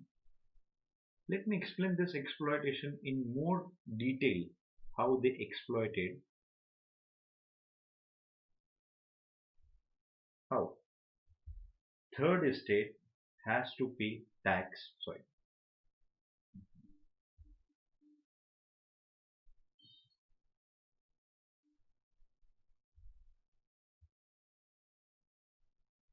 third estate has to pay tax to king. It's a duty.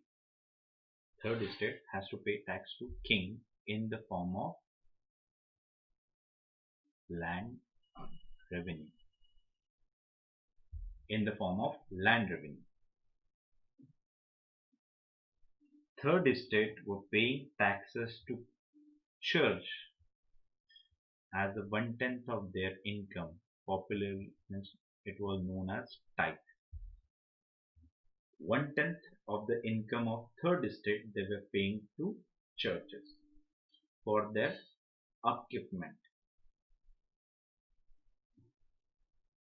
And one more thing, third estate has to pay tax to second estate in the form of cess. That is small taxes. Do you remember one thing in this lecture we mentioned peasants are poor. They were poor, they are, and most probably in future their condition is not going to improve. And why we mention it? Because I mentioned exploitation all over the from all the sides. So don't you think so?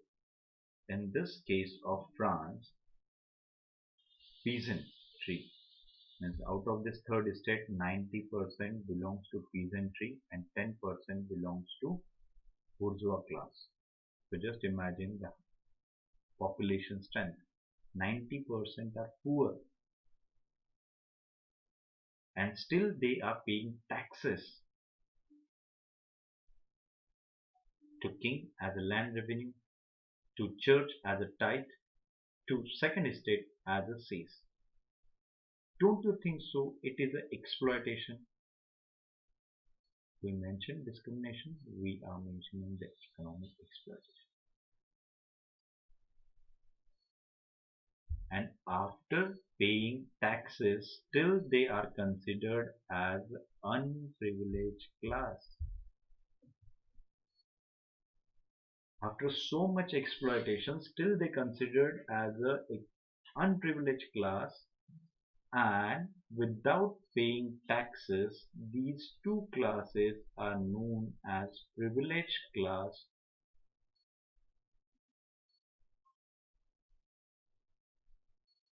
Whether it made you angry?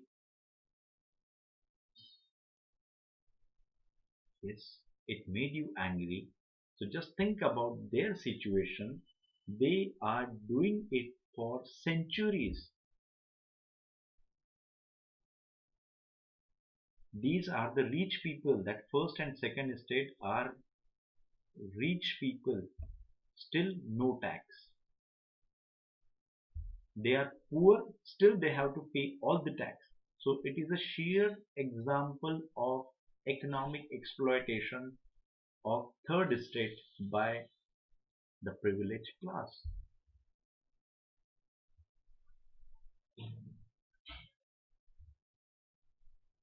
Clear? Next. Bourgeois, as we mentioned, bourgeois are middle class. They want to upgrade their status in the society, but class rigidity was obstacle. We mentioned how it acts as an obstacle because it is based on what? Because it is based on birth. Is it possible for you to change your parents? In today's context, yes, it is possible. But biologically, is it possible for you to change the things? No, you cannot change your parents. You cannot change your class, society. And it is a medieval time. They are rich people. They want to upgrade themselves but fail to do that. So there was a discontent among the bourgeois.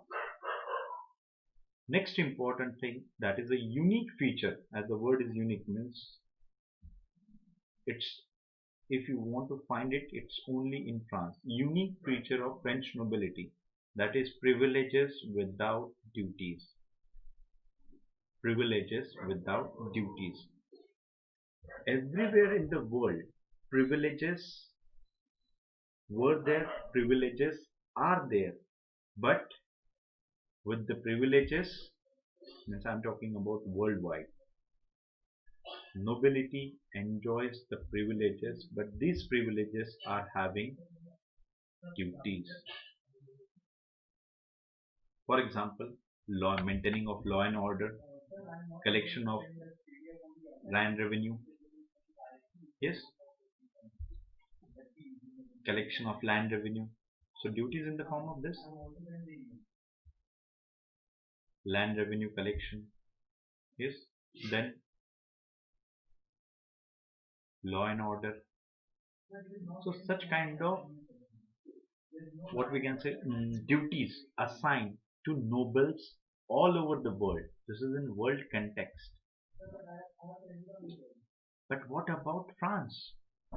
In France, the situation was quite different. How it is so?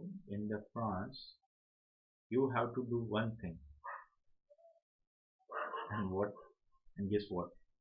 What do you have to do? Just take a birth in noble family.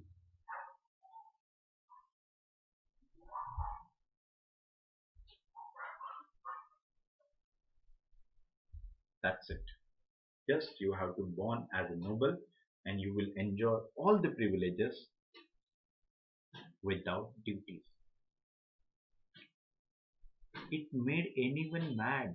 If I'm a working person, if I'm a taxpayer and I'm paying huge amount of tax, irrespective of my financial position, and my taxes are vested in the form of such things. So don't you think so? It made you angry? Yes, it made anyone angry, and yes, that discontent was also present in French society. So the problem in the French society was in this form. Okay. Next. So, if we want to sum up whatever we discussed till now related to the French society, if we want to sum up the things, then it is in the form of saying that is exploitation of third estate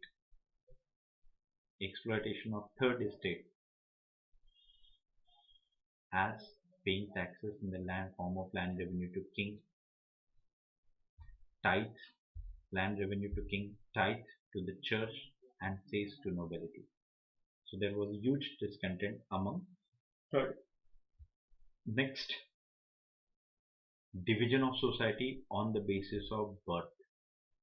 So it blocked the access of third estate to upgrade themselves. That's why discontent among bourgeois. Next, nobility were enjoying privileges without duties. Oh, sorry, the word duties. Nobility were enjoying privileges without duties, so that made intelligentsia unhappy. Intelligentsia means the people who can think, who can express their views fearlessly, and they considered it is the utter case of madness. Because if you can see the case of Britain, if you can see the case of Austria, everywhere nobility is performing some work, but in France it was not the case. Okay, and the most important conflict between first and second estate is basically over the issue of privileges, because these privileges made them angry. Sorry, made the third estate angry. This is the real bone of contention. Because of these privileges, presence of privileges, first and second estate were not paying taxes. Because of these privileges, third estate cannot be a part, means third estate cannot upgrade themselves. Clear? So, when we mention the society is based on birth, it is the case of inequality, discrimination. Third estate cannot be a part of first or second. Discrimination, exploitation. So, don't you think so? Whatever you mentioned earlier, these all 3 points are included. Yes. So can we say that these 3 points are universal?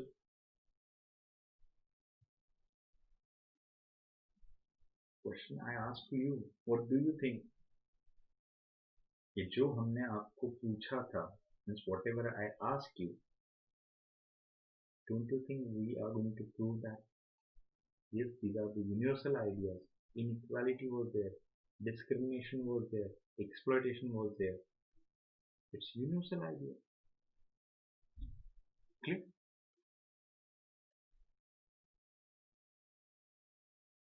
Next, we are going to discuss the French monarchy and French financial crisis. Then we are going to end. Okay? So please be with me for some time. I know it's we are crossing the limit, but still, please be. Problems in French monarchical system. This monarchy, basically, we are talking about political problem. The earlier problem was we discussed society. The problem in society, now the problem in political structure, that means administration. French monarchy based on medieval ideals and values. Medieval ideals and values, basically, what exactly it is?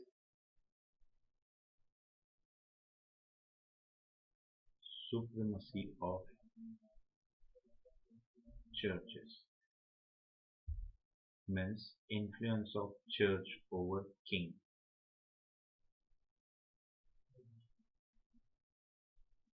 That is medieval idea. Practices, means religious teacher dictate what king has to do and what not. They follow medieval ideas and practices. So do you really think so? If a king is going to listen the religious person, whether that religious person is promoting that king to adopt a new ideas, Of course not, because it is a question of existence of that person. He is there just because king is following old idea. Clear? So medieval ideals and values are basically those values in that church dominance was present in the society. Church dictate the things to the king and they follow it blindly. Next, French monarchy was based on divine origin of kingship. Divine origin of kingship, in one sentence we can mention king as a god or lieutenant of god. King as a god or lieutenant of the god means whatever king is going to do, that will be right or that is right. As some of you, not some of you, most of you are theist. Are theist means you believe in God and all. Do you have a courage in this time to ask question to your God? If you are atheist, you can do anything. You can question anybody. But if you are theist, do you really have a courage to ask the question when you are living in independent country, when you are living under the constitution and which give freedom of expression? Because of the fear, you cannot ask the question. For example, most of the things you follow as it is in your family tradition, it is considered as a tradition and you are going to follow it blindly because of the fear that it made God angry. This thing happened till today. So just imagine the situation of king at that time. King is considered as a god some places. King is considered as a representative. King is considered as a lieutenant. Means basically king is God on earth. And you know what? God is not going to do anything wrong with anyone. This idea and ideology is very clear in our mind. So do you really think so anybody is going to ask the question to God? Can you ask the question to your prime minister? Can you ask the question to your chief minister? Can you ask the question to your DM or your SP? Yes, you can, because you cannot consider them as a god. You are considering them as a service provider. Am I right or wrong? You can ask the question to them because it is a democracy and it doesn't have, present system doesn't have this concept. So,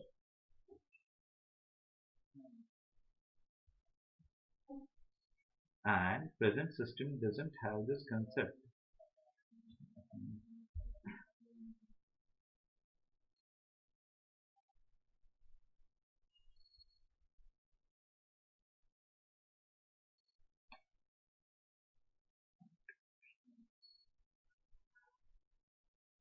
This doesn't have this concept, divine.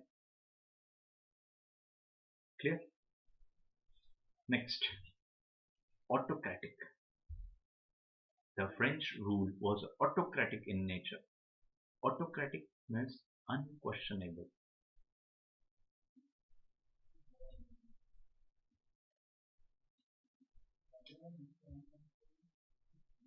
So,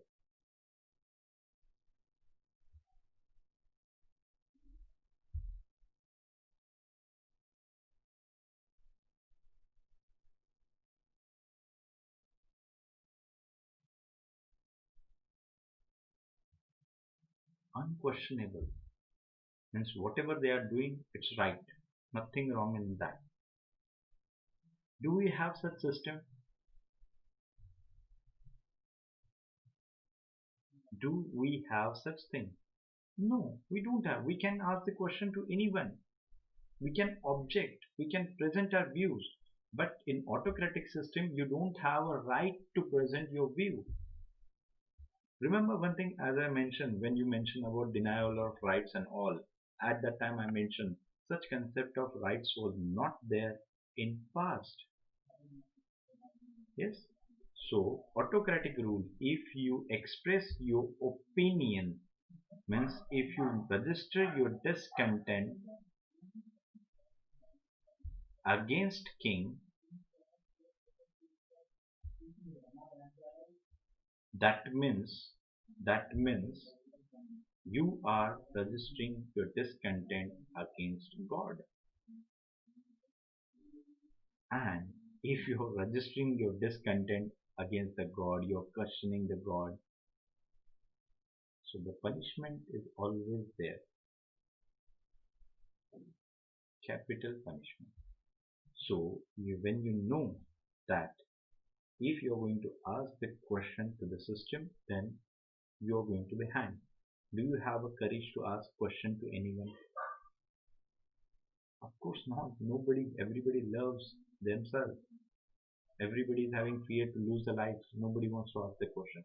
Clear? So the system was autocratic. Next, this is a very important aspect.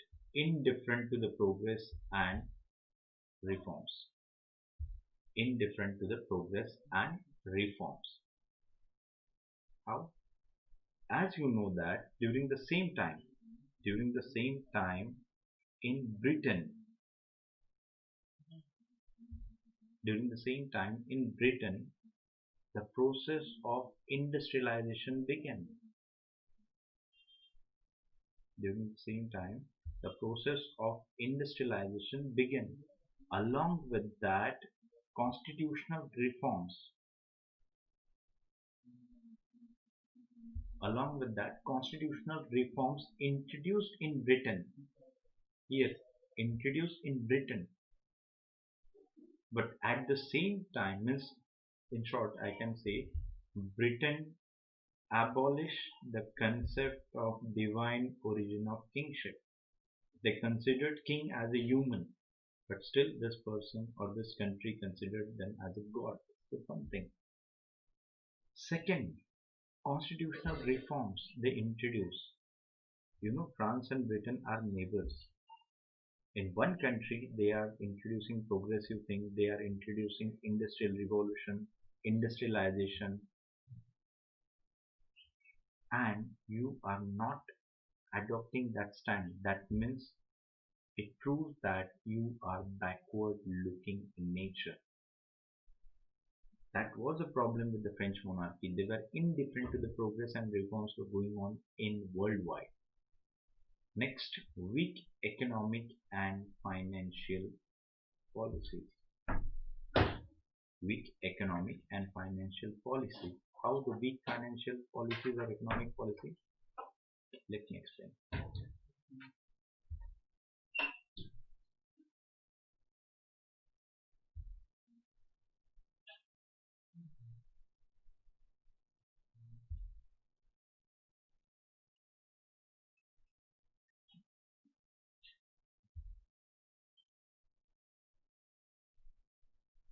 As you know that France was an arch rival of Britain in terms of colonization. The policy of imperialism was on work. Policy of imperialism was on work. Process of colonization was begun. Britain and France were waging war against each other on regular basis. Means it's like a ritual for them. They fought several wars with each other in all the continents in the world, either in American continent, Asian continent, or in African continent. And most of the time, almost all we can mention, almost all the time, France suffered huge defeat. France suffered huge defeat. And you know, one rule is there in war. One rule is there in war. If this party is emerged as a victor and this party is emerged as a loser, this party has to pay war reparation. means they have to pay the price of war. Means whatever the expenditure of this side, they have to pay. Means both waged the war, both suffered economically, but this country recovered their money from this country. And what about this? They are in deep crisis because already they lost during war. Now they lost their revenue in terms of war preparation. So yes, the weak economic policies and financial policies, just because France was continuously engaged in war with Britain for establishment of colonies. And the last is role of Louis XIV, 15 and 16. This individual ruler also played important role. During these rulers, the economy was weak, but still they managed by introducing small reforms and all. But what about this person? This person, when he assumed the power, he was inexperienced. He was inexperienced. Along with that, he was foolish to some extent.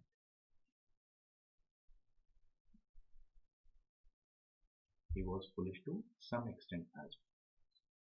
Why it is so? Because when there was a need to introduce reforms,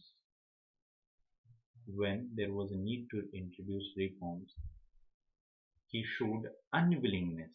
He showed unwillingness, and when situation was out of control, he started introducing reforms.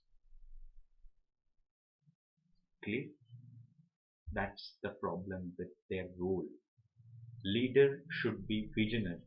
Leader should not have a short-sightedness. Leader should have this quality of foresightedness. Vision should be there, and this person was having lack of vision.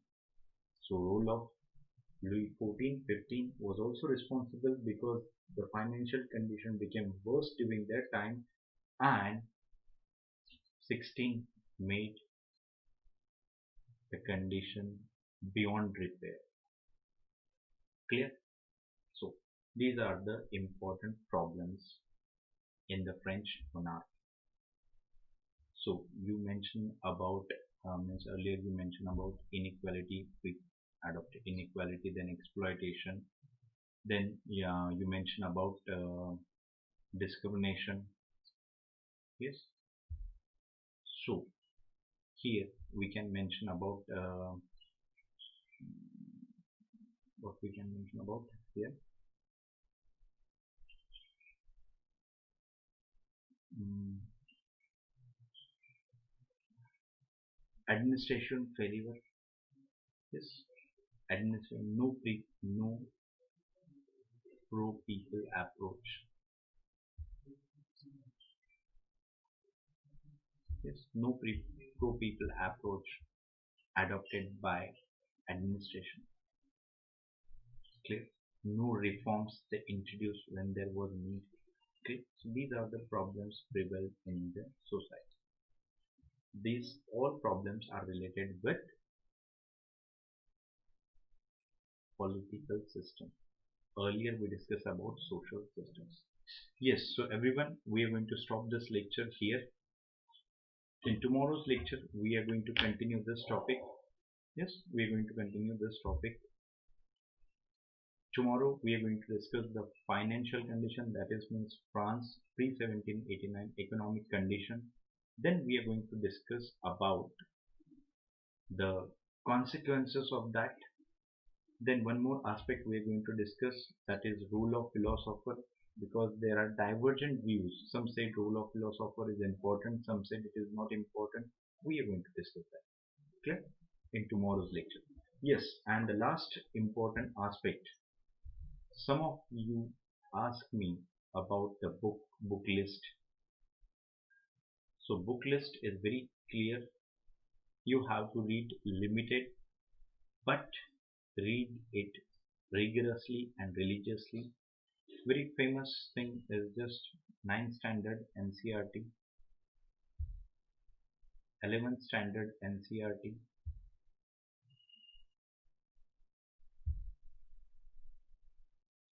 of Arjun Dev. These two books really help you a lot. Along with that, 9th standard NCRT, 11th standard NCRT of Arjun Dev. Along with that, Ranjan Chakrabarti,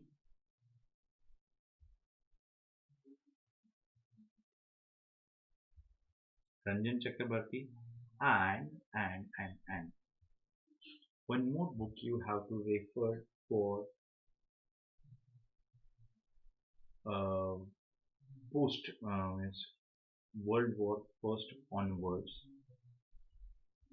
The name of that author is Norman Lewis. The name of author is Norman Lewis. So these three books are more than enough, more than sufficient.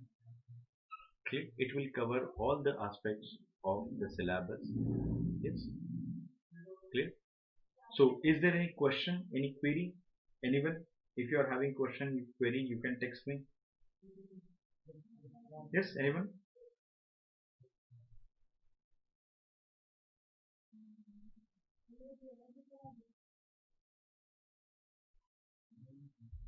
Yes, do you have question, any query?